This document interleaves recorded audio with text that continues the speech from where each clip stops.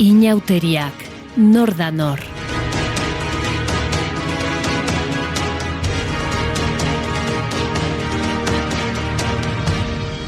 Tolosako txilaba.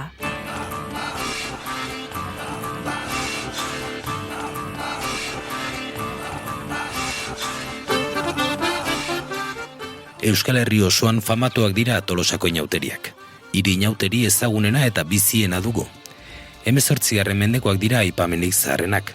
19. mendeaz geroztik egun ezagutzen dugun egitura mantentzen du. Ostegun gizenez hasi eta inaute astearte bitarte luzatzen da. Egun guztia gordea ez dira berdinak eta tolosarrek barri ugari egin izan dute larun batez mozorrotuta bertaratu direnen kontura. Zaldunita, inaute igandea, astelenita eta asteartita egun handiak dira Tolosan. Musika, kaleko txarangak, konpartsen desfileak eta gazte eta ez dain gazteek mozorrotuta plaza zein kale kantoietan osatzen dituzten estenak ematen diote Tolosako inauteriari bere grazia berezia, umorea, satira eta kritikarako uneak tartekatuz.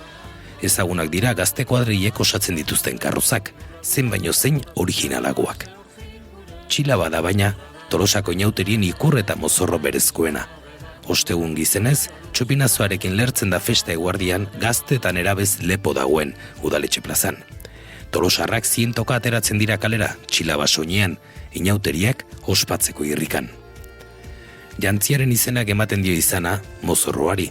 Gorputzaren goialdea estaltzen duen kolore biziko oialez propio jositako tunika bat da. Gerri arterainokoa, edo luzexiagoa izan daiteke, jantzi beroen gainetik janzteko modukoa, zabala eta mauka luzeduna.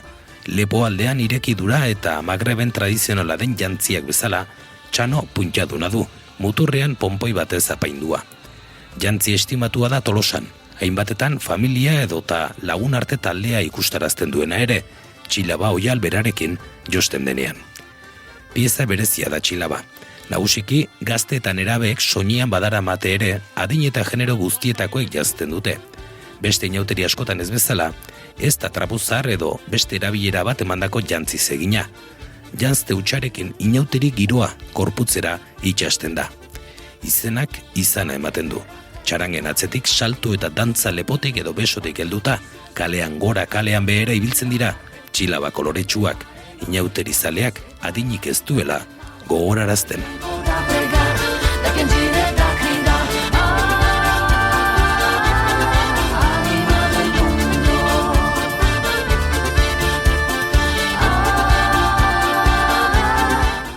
Testua, Aitzpea Leizaola. Ilustrazioak Amaia Kajer. Mediabazk eta Naiz Irratia. Euroeskualdeak lagundutako proiektua.